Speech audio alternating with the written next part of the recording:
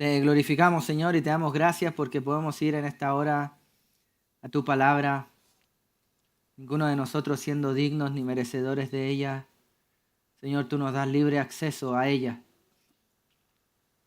Pero permítenos, Señor, usar esa libertad no como libertinaje, de modo que no queremos interpretarla de manera libre en el sentido de hacer con ella lo que nos dé la gana, sino con temor a ti, respetando la intención comunicativa de quien la dejó, quien la inspiró, que es tu Espíritu Santo, Señor, que movió a los santos hombres. Permítenos, Señor, ir a ella para poder leerla con precisión, observarla con precisión, interpretarla con precisión, para poder aplicarla a nuestras vidas con precisión, y oramos por este objetivo final.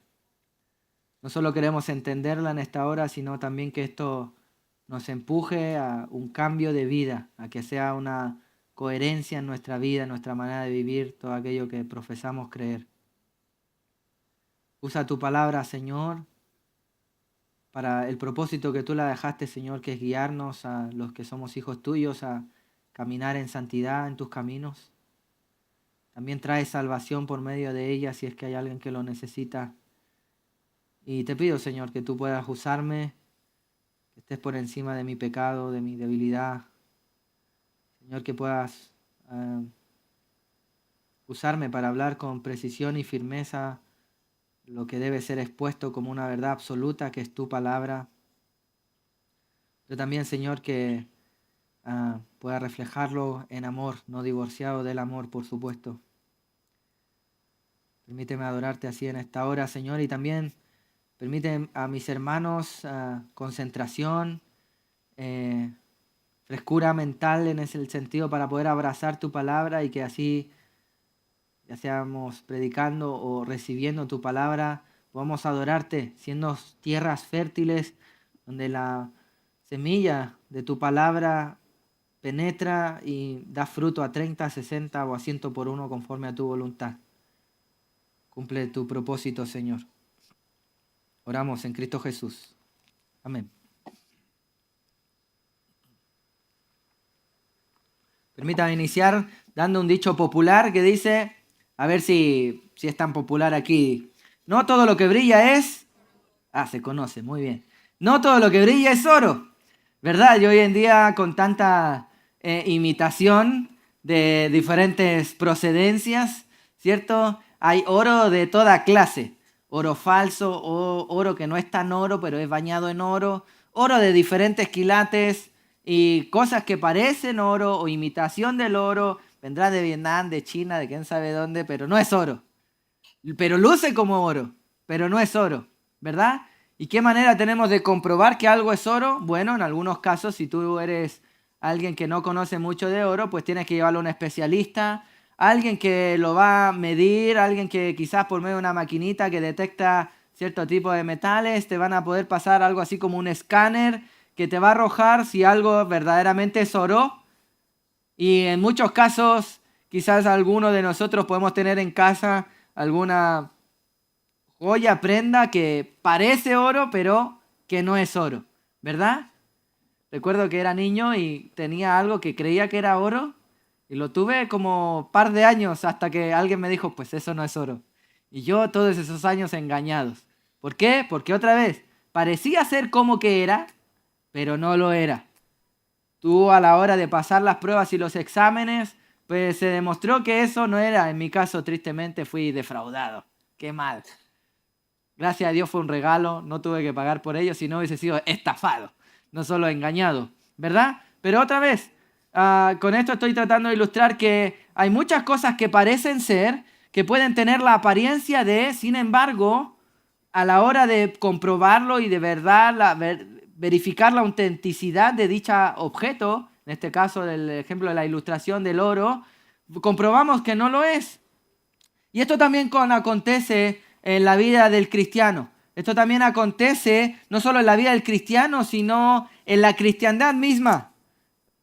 Hemos de confesar que mucha gente dice ser cristiana hoy en día. Sin embargo, parece que después de un examen o algunos escáneres o algo que los ponemos delante de la maquinita de detector de cristianos o algo así, no pasan la prueba, pese a que parecen ser cristianos. Se ven como cristianos, hablan como cristianos, en algunos tienen apariencia de cristianos, pero en la hora verdadera, tristemente, otra vez, no todo lo que brilla es. ¿Y cómo podemos tener certeza? ¿Cómo podemos saber cuándo alguien es realmente un cristiano genuino? Sin ir muy lejos, sin querer poner el escáner a otra persona, a nosotros mismos, ¿cómo podemos tener seguridad de que nosotros somos cristianos? En otras palabras, ¿cómo podemos tener seguridad de salvación? ¿Cómo podemos tener la garantía? ¿Qué pruebas, qué test debo hacerme para saber si realmente estoy siendo un cristiano? Y básicamente esto es lo que está hablando Pablo en la primera carta de Tesalonicenses, en nuestra carta que hemos empezado a estudiar hace algunas semanas atrás. Abra por favor la Biblia en primera de Tesalonicenses capítulo 1. Vamos a estar considerando en esta mañana los pasajes 4 y 5, centralmente los versículos 4 y 5 del capítulo 1, pero vamos a leer otra vez del versículo 1 al versículo 5, para ir reconectando esto que hemos dejado pausado hace algunas semanas. Entonces dice así, primera de Tesalonicenses, capítulo 1, del versículo 1 al versículo 5, dice así: Pablo, Silvano y Timoteo, a la iglesia de los tesalonicenses, en Dios Padre y del Señor Jesucristo, gracia y paz sean a vosotros, de Dios nuestro Padre y del Señor Jesucristo. Damos siempre gracias a Dios por todos vosotros, haciendo memoria de vosotros en nuestras oraciones, acordándonos sin cesar delante de Dios y Padre nuestro, de la obra de vuestra fe, del trabajo de vuestro amor y de vuestra constancia en la esperanza en nuestro Señor Jesucristo. Versículo 4. Porque conocemos, hermanos amados de Dios, vuestra elección. Pues nuestro evangelio no llegó a vosotros en palabras solamente, sino también en poder, en el Espíritu Santo y en plena certidumbre, como bien sabéis cuáles fuimos entre vosotros por amor de vosotros. Muy bien. Tenemos aquí la palabra del Señor y permítame recapitular. Es Pablo, Silvano y Timoteo escribiendo a la iglesia que habían tenido por gracia el honor de plantar aproximadamente 1 año y medio después de que ellos están escribiendo esta carta. Donde tenemos este registro, tú puedes ir a Hechos capítulo 17, donde va a contar que Pablo, después de haber estado preso en Filipos, sale de la ciudad de Filipo y llega a la ciudad de Tesalónica. Esta ciudad, Tesalónica, que actualmente sería la parte norte de Grecia, ¿cierto? De la actual Grecia, llegan a esta ciudad y dice el capítulo 17 de Hechos que estuvieron 3 semanas con ellos, 3 días de reposo, 3 sábados, estuvieron 3 semanas con ellos. Y increíblemente, para asombro nuestro, tan solo después de estar 3 semanas con ellos, Pablo Silvano, a quien este Silvano es el hermano Silas, como se le cambia el nombre también en algunas traducciones, Silas, Silvano, misma persona, y el hermano Timoteo, aquel también tenemos la carta primera y segunda de Timoteo, ¿cierto? El hermano que estuvo pastoreando la iglesia de Éfeso, habían ido a plantar esta iglesia en Tesalónica. Hermano, ¿qué es la iglesia de Tesalónica? Es la iglesia modelo o la iglesia ejemplar que tenemos en todo el Nuevo Testamento. Si en todo el Nuevo Testamento existe una iglesia mejor que ellos, sí, la iglesia de Berea, puedes seguir leyendo ahí Hechos capítulo 17 más abajo. Sin embargo, no tenemos muchos antecedentes ni una carta a la iglesia de Berea, ¿verdad? Pero sí tenemos a la carta de Tesalónica y es por tanto que decimos que si hay una iglesia a la cual nosotros, la iglesia aquí en Pedrezuela, quisiéramos parecernos, una iglesia bíblica, ¿cuál debiera ser? La iglesia de Tesalónica. Es la iglesia ejemplar. Ahora, ¿podemos ser nosotros, si somos recientemente una plantación de iglesia, nos falta tanto que crecer, ser una iglesia ejemplar? Sí. Por la gracia del Señor, un amigo, hermano, pastor de otra iglesia me ayudaba a tener esta visión, y es que no estamos hablando en efecto de una iglesia madura. Ellos habían sido después de 3 semanas simplemente plantados. Pablo recibe noticias de ellos y escribe esta carta tan solo 1 año y medio después de que los plantó. ¿Y podemos ser una iglesia ejemplar con poco tiempo? Sí. 1, porque tenemos la evidencia bíblica. 2, ejemplar no significa madurez. Probablemente la iglesia de Tesalónica no era del todo madura en muchas aristas, sin embargo, iban en la dirección correcta y eso los pone en la categoría de ejemplo. Ese es nuestro deseo. Sabemos que no podemos añadir un codo a nuestra estatura. Ninguno de nosotros ni la iglesia puede crecer si Dios no la hace crecer, pero queremos apuntar al único que puede dar crecimiento. Ahora, esto que nos parece asombroso, permítame hacer un cálculo. Esto que nos parece asombroso, como que imposible, casi utópico, que tan solo el apóstol Pablo estuvo 3 semanas con ellos y se plantó semejante iglesia, ¿cierto? Nos parece una obra increíble. Y sin duda que lo es, pero permítame poner la pelota en el suelo. Vamos a aterrizar esto y poner en términos concretos. En primer lugar, ellos crecieron tan rápidamente porque fueron expuestos a la palabra pura de la predicación, en este caso paulina. El apóstol Pablo. Si la iglesia no es expuesta a la palabra pura, no hay mucha esperanza para el crecimiento de la iglesia, ¿verdad? Eso es evidente. Pero por otra parte, hay algo que no solo tiene que ver con la calidad, que sería la leche espiritual no adulterada, como dice Primera de Pedro, capítulo 2, versículo 2, sino que tiene que ver también con cantidad. ¿Y por qué estoy diciendo eso? ¿Cómo podemos hablar de cantidad si tan solo pasaron 3 semanas? Créame que el apóstol Pablo no predicó 1 hora a la semana. Seguro que no, ¿verdad? Y este es el punto. En primer lugar, la iglesia de Tesalónica, como sabemos en la iglesia primitiva, se juntaban todos los días. Todos los días y no solo una vez a la semana. Pongamos esto otra vez, la pelota en el suelo. Administremos bien la situación, pensemos con sobriedad. Este es el asunto. Mi querido hermano, le garantizo, estoy dando una especulación, lo sé, pero que el apóstol Pablo no predicó, predicó diariamente y 2, no predicó menos de 8 horas.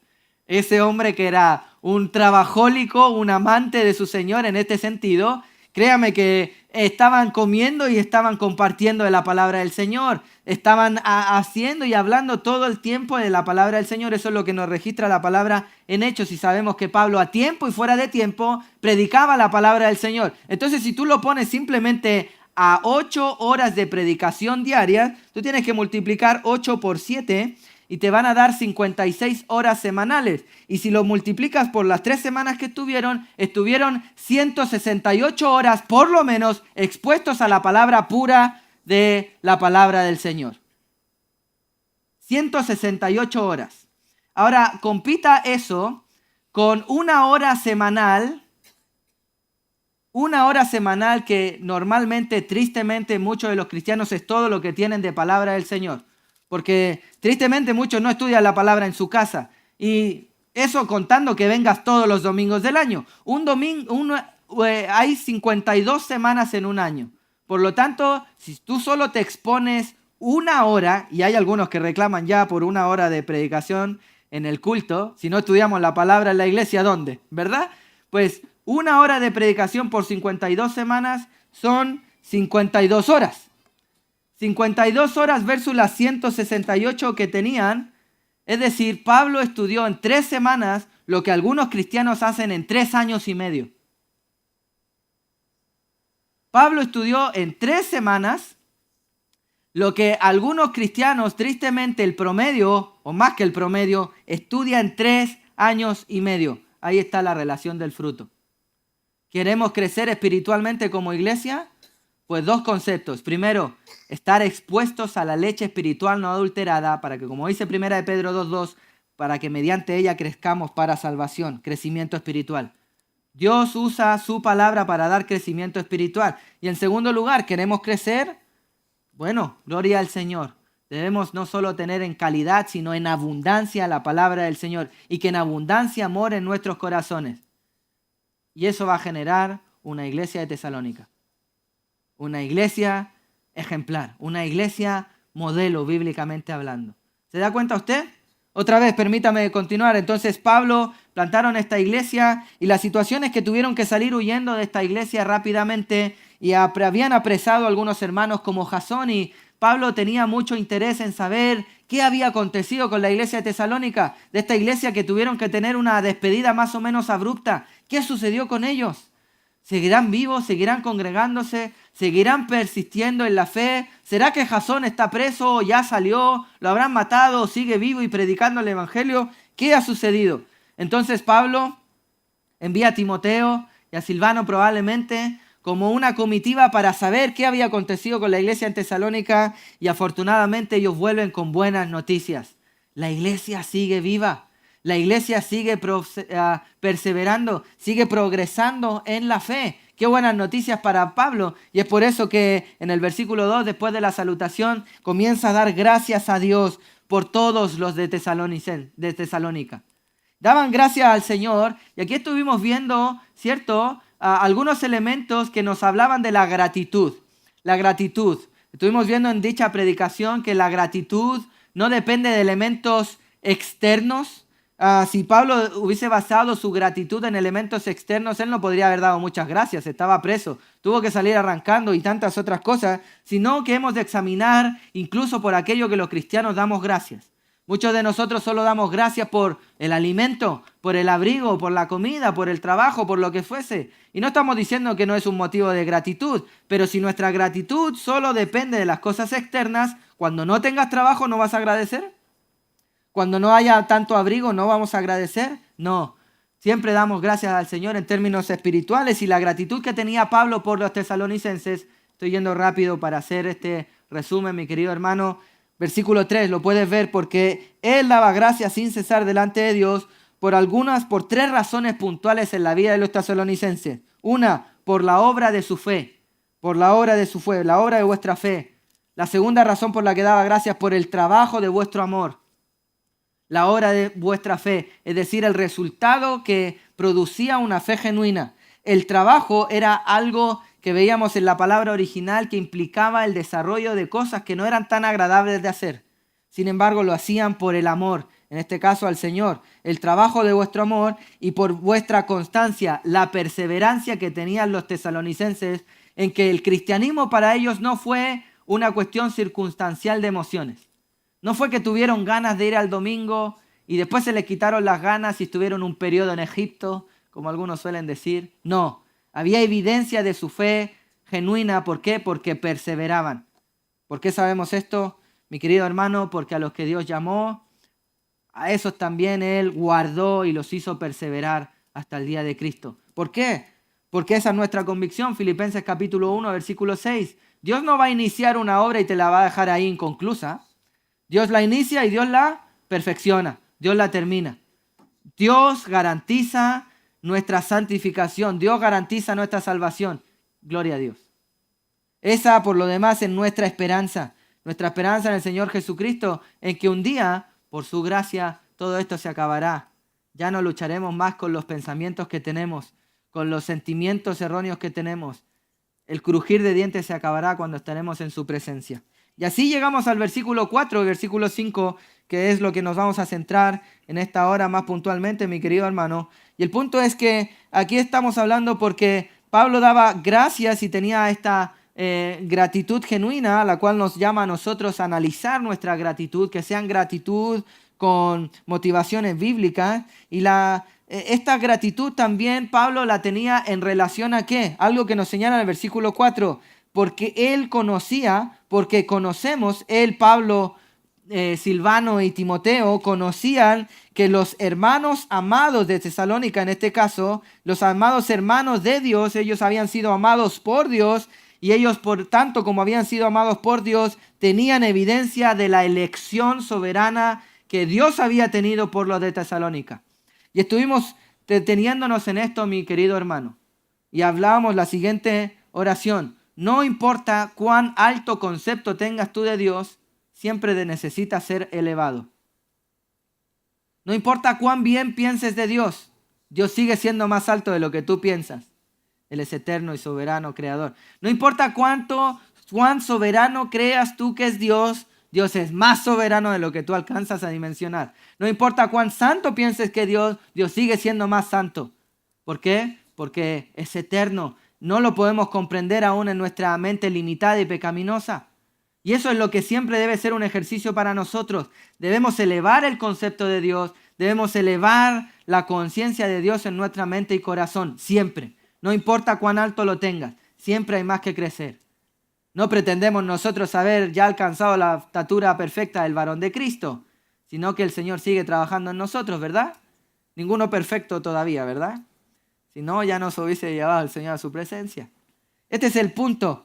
¿Y por qué decíamos esto y hacíamos en este énfasis, mi querido hermano? Porque nos guste o no, en la palabra siempre se nos presenta la doctrina de la elección. Y estuvimos viendo cómo Dios es soberano ante la creación, ante los reyes, ante el hombre, ante todo. Él es soberano, aún en la elección. La salvación es de Dios. La salvación es de Dios. Esto que a veces nos cuesta comprender y no sabemos cómo lidiar. Bueno, tenemos que pensarlo y procesarlo bíblicamente. Eso es una doctrina que aparece en la Escritura. Ahora, ¿quién es salvo? ¿Quiénes son los elegidos? ¿Quiénes no son los elegidos? Déjame decirte que eso no es materia tuya. Pero ¿cómo así, pastor? No es materia nuestra.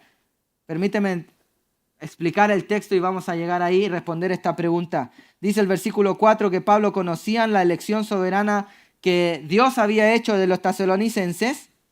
Y aquí está dando la evidencia, si esto lo está poniendo en un sándwich. ¿Por qué Pablo sabía esto? En primer lugar, el versículo 4 dice, porque conocemos, o porque sabemos, o porque, en otras palabras, la palabra griega ahí es oído.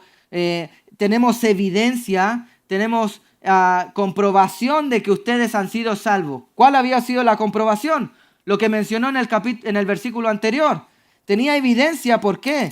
Porque tenía la evidencia de la obra de la fe de los tesalonicenses, tenía la evidencia del trabajo de amor de los tesalonicenses y tenía evidencia que los tesalonicenses seguían perseverando porque seguían teniendo esperanza en Dios.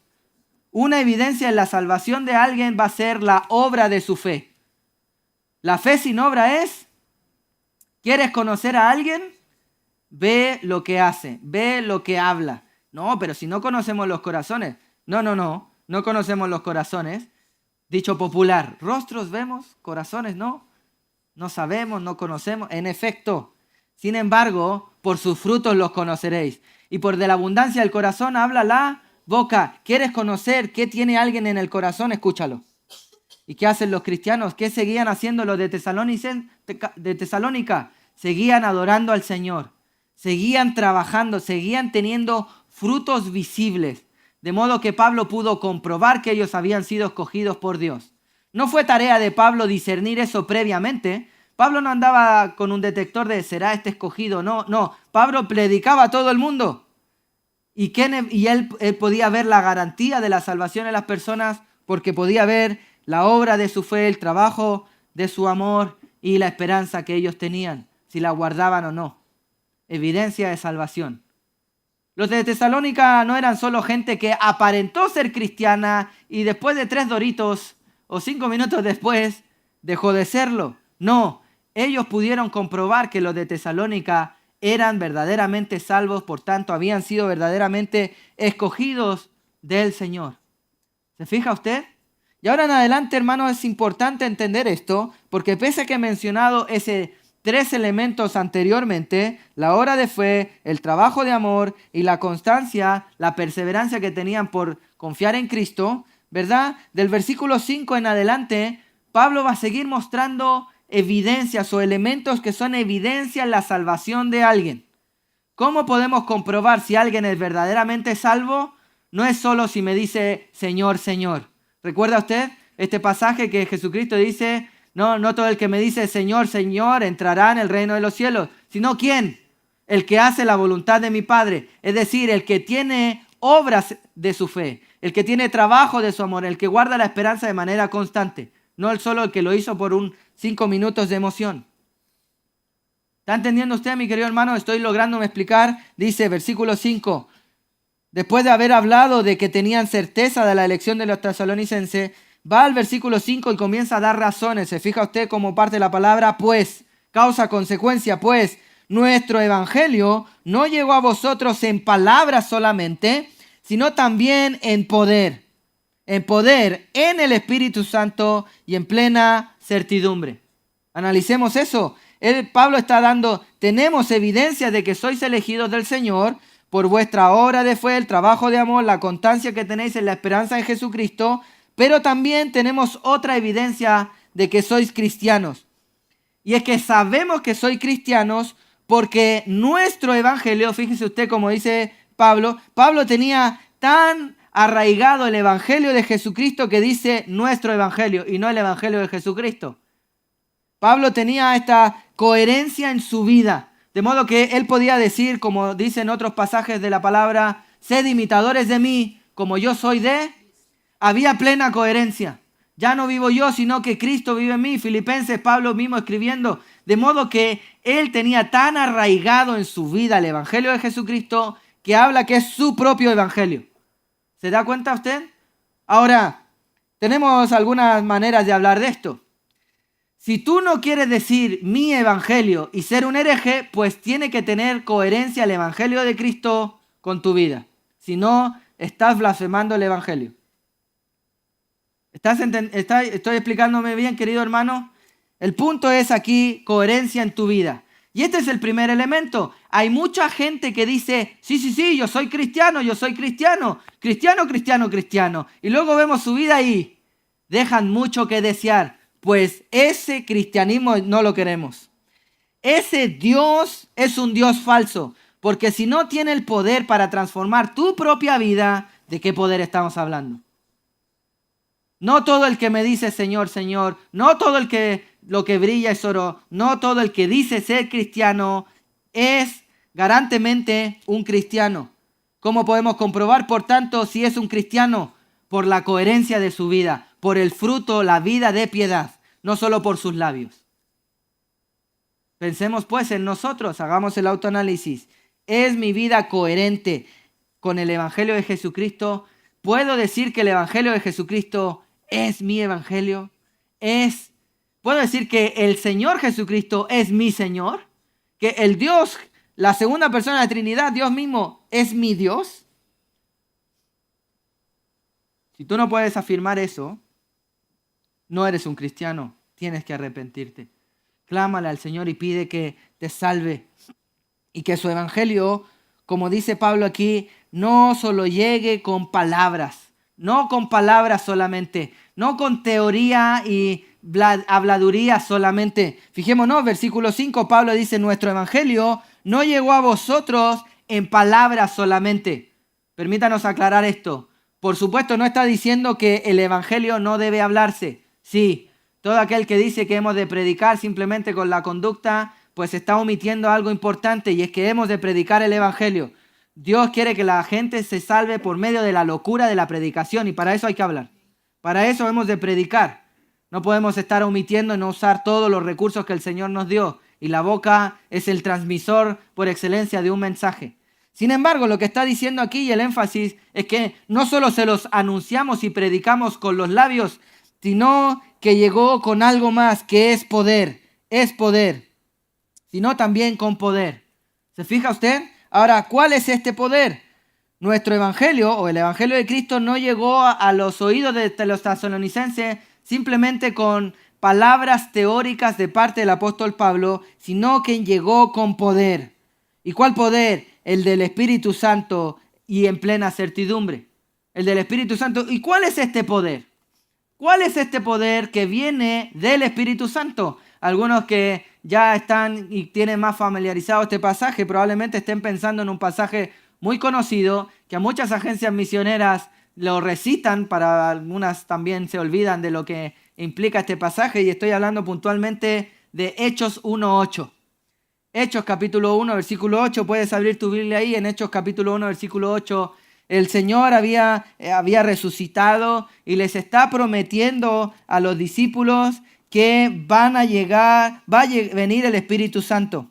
Va a venir el Espíritu Santo y que les va a dar un poder a los cristianos. ¿Para qué? Para ser testigos. Pero recibiréis poder cuando haya venido sobre vosotros el Espíritu Santo. Ahora, ¿cuál es este poder? El mismo poder que Pablo está hablando aquí en el versículo 5 de 1 de Tesalonicenses capítulo 1. El poder, ¿cuál es este poder? ¿Cuál es este poder, mi querido hermano? Déjame responderte de manera concreta.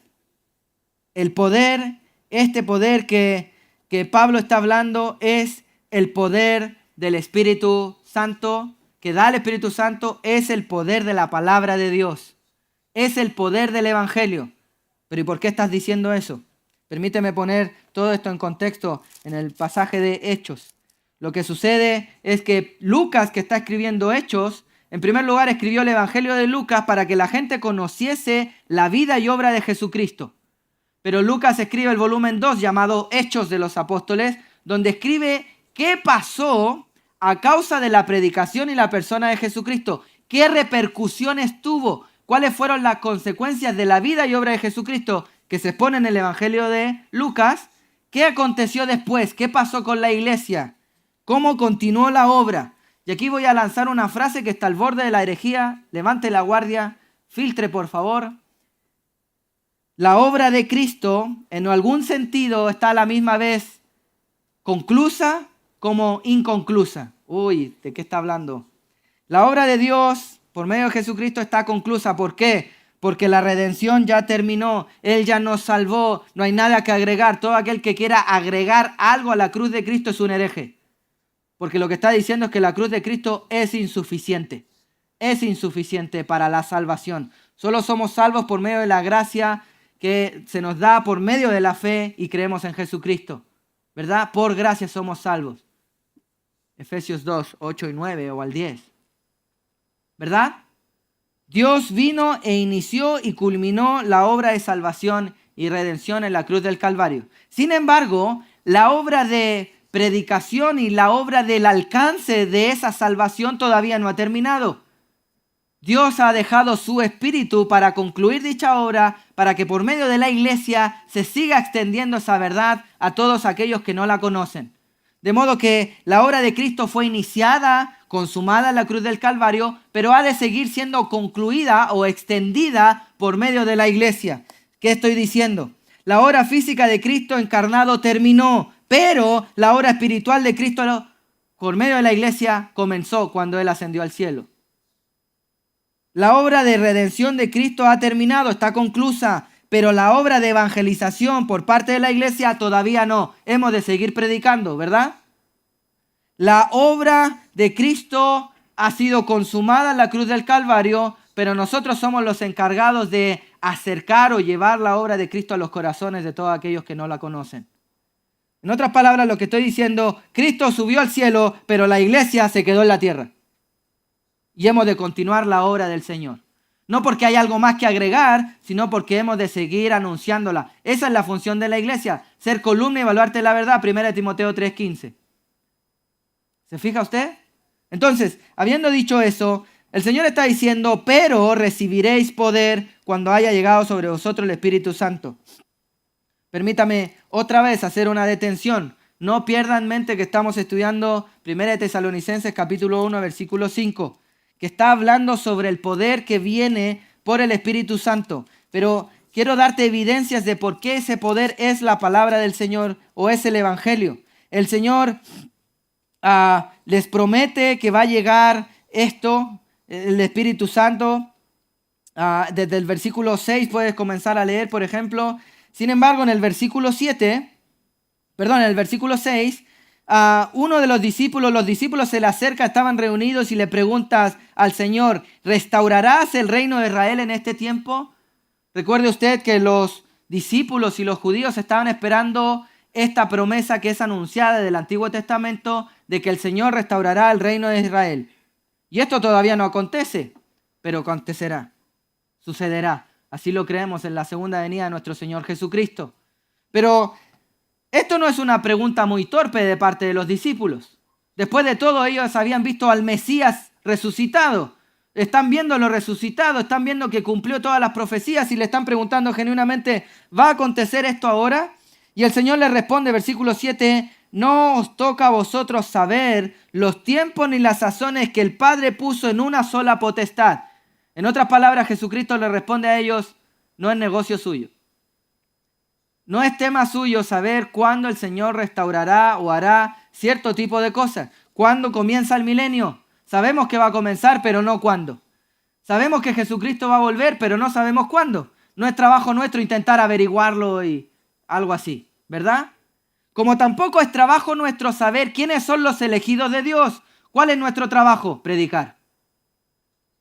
No andamos tratando de ver ahí, ¿será este elegido o no? No hacemos ese trabajo que es solo del Señor. ¿Qué hacemos nosotros? Predicamos. El Señor está diciendo, versículo 7, no es negocio suyo este tipo de cosas, pero versículo 8, sí es negocio suyo saber que van a recibir poder cuando haya venido sobre vosotros el Espíritu Santo. ¿Para qué? Para ser testigos en todo el mundo. Otra vez, seguimos sin saber qué es este poder que el Espíritu Santo da. Y ahí para eso tenemos que ir a la palabra del Señor. Hermano, otra vez, recibiremos un poder. Y este poder no es una energía, no es una emoción, no es una sensación como vimos en la clase de fundamentos de la fe acerca de la persona y obra del Espíritu Santo. El Espíritu Santo no es una sensación, no es algo que en el nombre del Espíritu Santo se pueden cometer cualquier tipo de blasfemia. Lo solemos repetir incontables veces. Mi querido hermano, en el nombre de la tercera persona de la Trinidad, los propios cristianos se dan la libertad de cometer toda clase de fechorías. No es así. Es una persona, es Dios mismo. Si yo te dijera desde este púlpito, Cristo no es Dios, hereje, tienes que levantarte y salir corriendo, ¿verdad? No podemos tolerarlo. Pero ¿por qué toleramos que hablen mal acerca de la tercera persona de la Trinidad? ¿Es menos Dios que la segunda persona de la Trinidad? No. Por tanto, hemos de tener conciencia cuál es este poder que el Espíritu Santo le dio a los cristianos para obrar en su nombre. Y a eso tenemos que ver toda la obra del Espíritu Santo, y son varias otras predicaciones, o si no, puedes venir a la lección de la obra y ministerio del Espíritu Santo, fundamentos de la fe. Comenzaremos pronto. Cierro paréntesis. ¿Verdad? Mi querido hermano, ¿cuál es este poder? Pablo lo anuncia.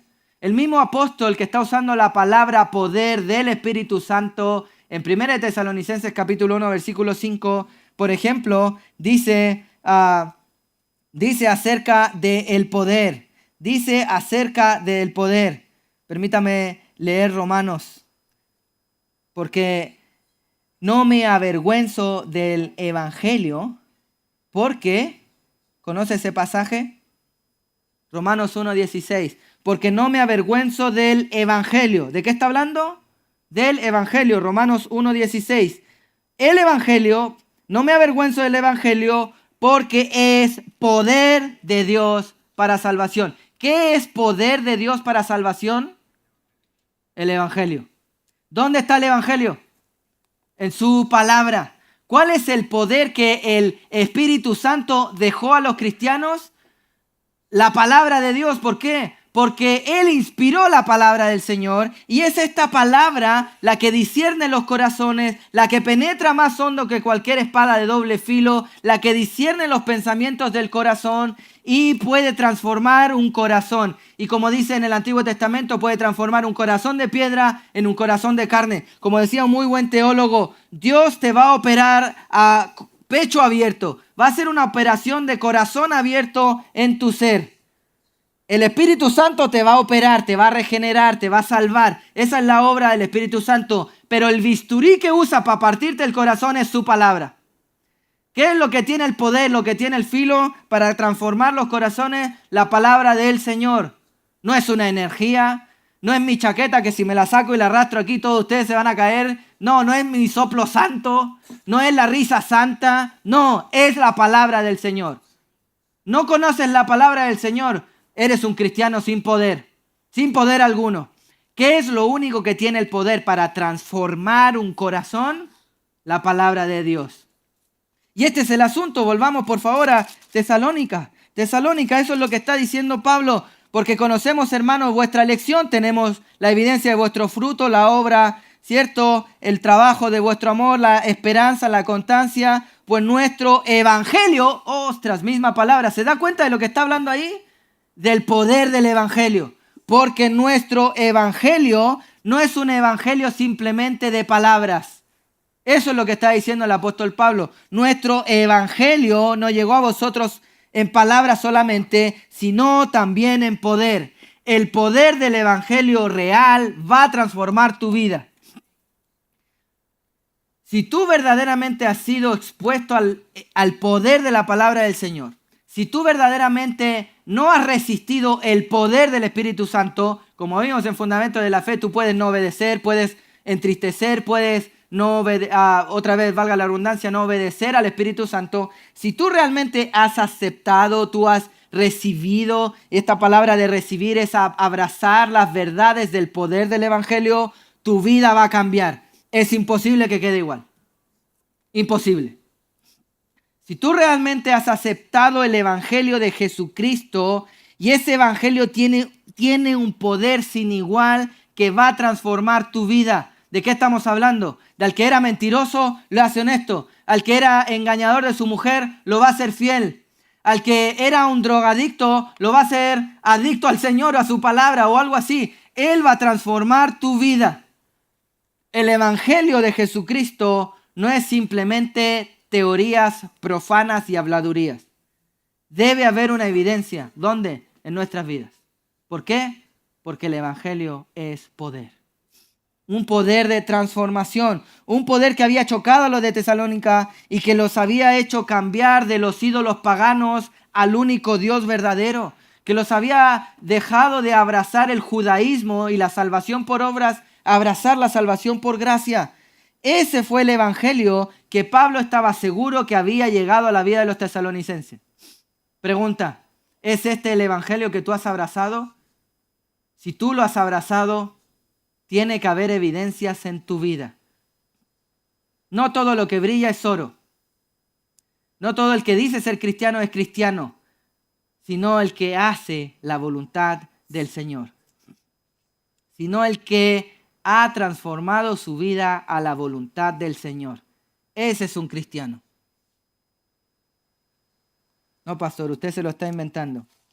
Permítame, por favor, 1 de Juan capítulo 2, versículo 4. El que dice, yo le conozco, hablando de Jesucristo, y no guarda sus mandamientos, el tal es mentiroso y la verdad no está en él.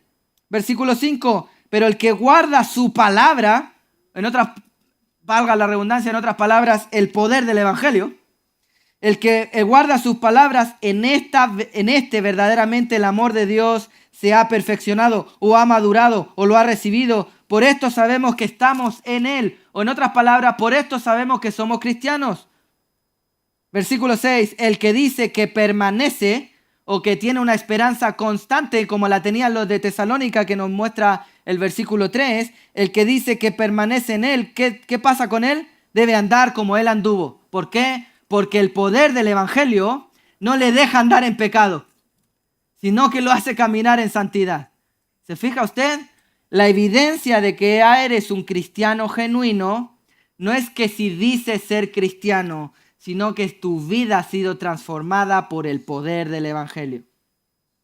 No solo han sido ideas buenas y vagas que tenemos por ahí. Si tú realmente has abrazado la salvación del Señor, tu vida va a tener evidencias. No solamente con palabras, sino también poder en el Espíritu y en plena certidumbre. En plena certidumbre. Ahora, solo dar este ejemplo. Imagínense, tenemos un camión de estos gigantes, trailers que llevan, suelo ir por la carretera 1 Burgos y normalmente encuentro camiones gigantescos que llevan una hélice de estos, no sé si te has encontrado por ahí alguno de esos. Camiones gigantescos, que de hecho para adelantarlo tardas como 1 minuto, por lo menos. Y el punto es lo siguiente, imagínate, él va a todo ritmo y tú estás en el otro lado de la calle, a 100 metros. De modo que él ni siquiera hizo el intento de frenar. Te atropella. Un camión de estos gigantes te atropella. No imaginen lo que pase contigo físicamente. Solo responde la pregunta, ¿crees tú que vas a quedar igual? No, ¿verdad? Pues chocarse con Cristo es peor.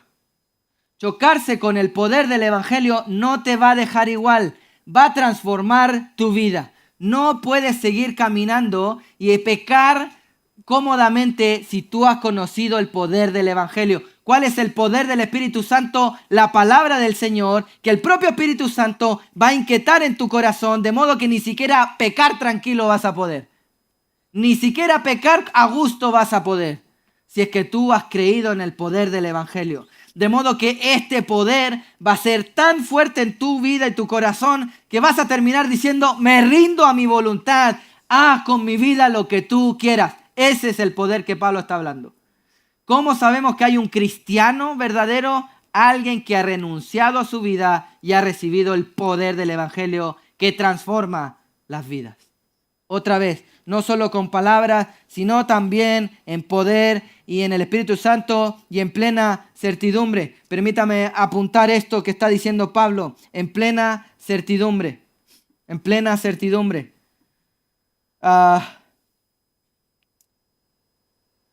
Aunque tenemos pasajes en la Escritura que nos hablan de la seguridad de salvación, sería incorrecto hablar de en plena certidumbre o hablar de la seguridad de salvación usando este pasaje. Debemos ser honestos. ¿Por qué, mi querido hermano? Porque Pablo no está hablando de la plena certidumbre que tenían los de Tesalónica al recibir el Evangelio, aunque tenían evidencias, sino que está hablando de la plena certidumbre que ellos, está hablando pues nuestro evangelio no llegó a vosotros en palabras, sino también en poder, en el Espíritu Santo y en plena certidumbre. Y por la forma gramatical que lo está hablando ahí, tanto se ve en español como en el idioma original, él está hablando de la certidumbre que él, Pablo, Silvano y Timoteo tenían de que había llegado el evangelio puro a la vida de los tesalonicenses.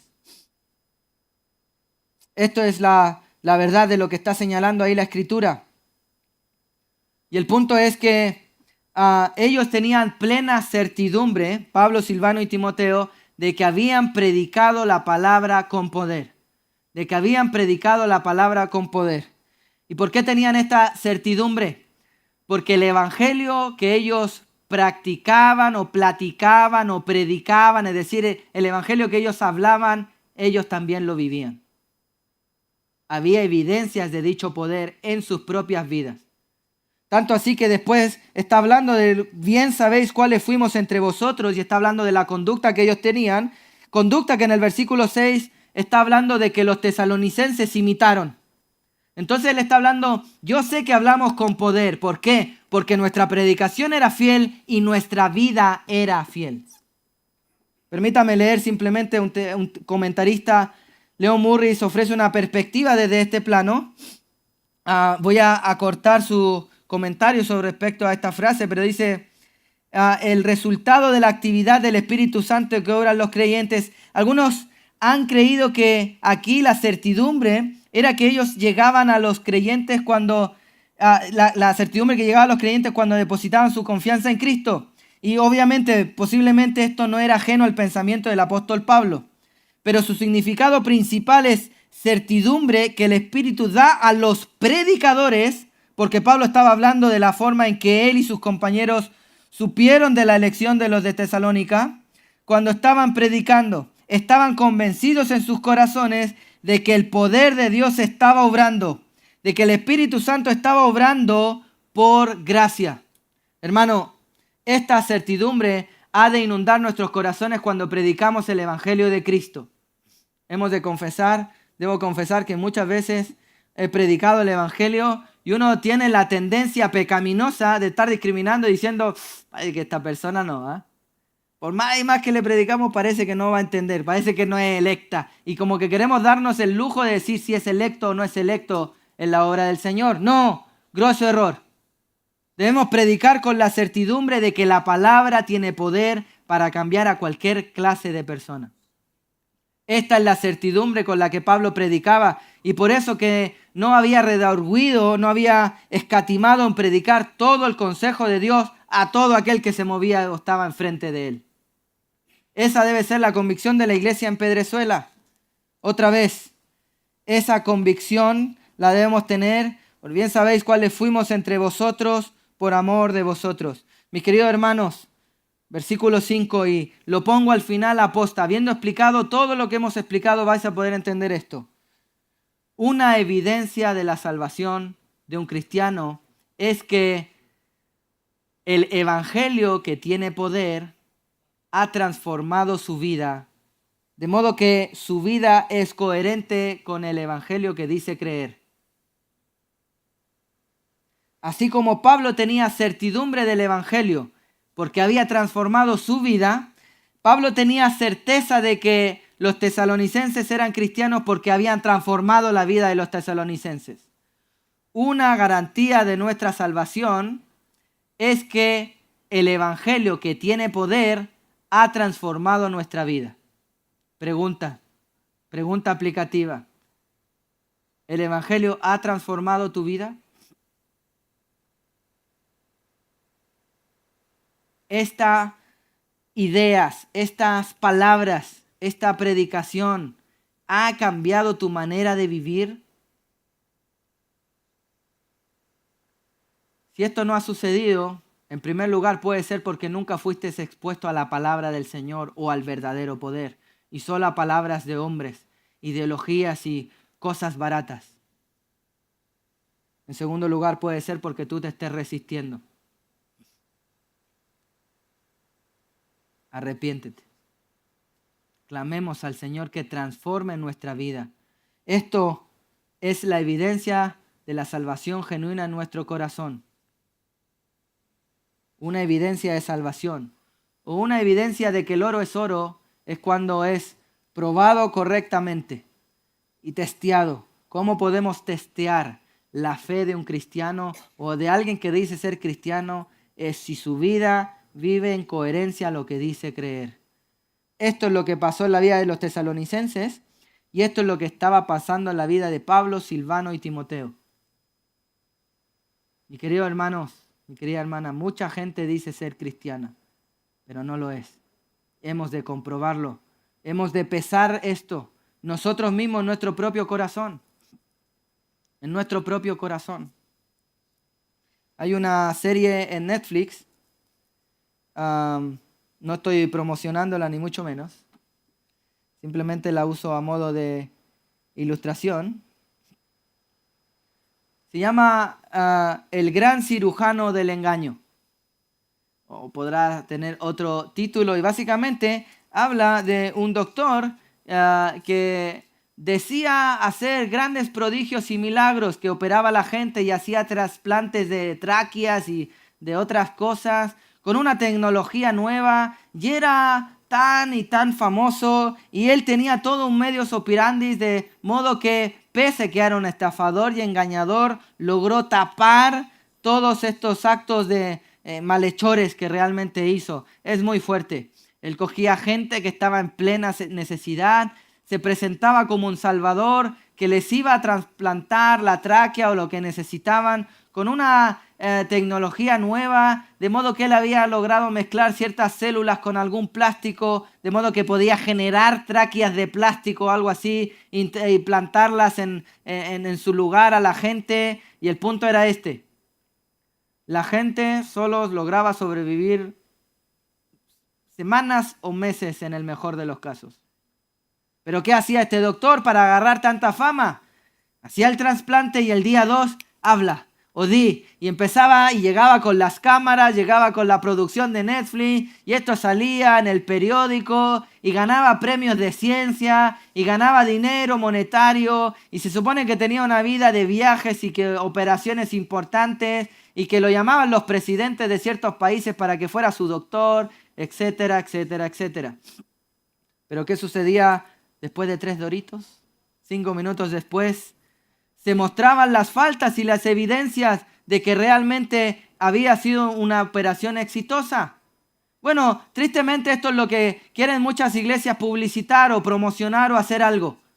Oh, ¿crees en el Señor Jesucristo? Sí, mójate ahí un poquito, te hacemos un chapuzón cristiano llamado bautizo o algo así, ¿cierto? Y traemos las cámaras y le hacemos un reportaje para que den testimonio de lo que pasa. ¿Y qué pasa con sus vidas 3 doritos después? ¿A Egipto de nuevo? ¿No funcionó el trasplante de corazón? ¿Que el Señor verdaderamente fue un doctor negligente igual que este cirujano del mal? ¿Es así nuestro Dios? No es así. Para comprobar que un trasplante de corazón se ha hecho en rectitud y está funcionando, tenemos que comprobar y testificar, y a lo largo del tiempo, aún después de muchas pruebas, como dice su palabra en Tito capítulo 2, queremos llegar y perseverar en la fe.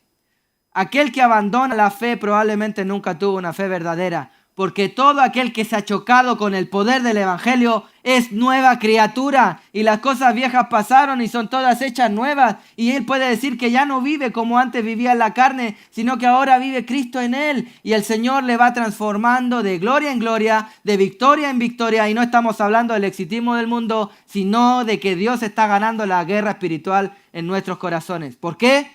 Porque su palabra tiene poder. Porque el Evangelio de Jesucristo no son solo palabras, no es palabrería barata, no es emocionalismo. No podemos hacer eso aún con los hermanos nuevos en la fe.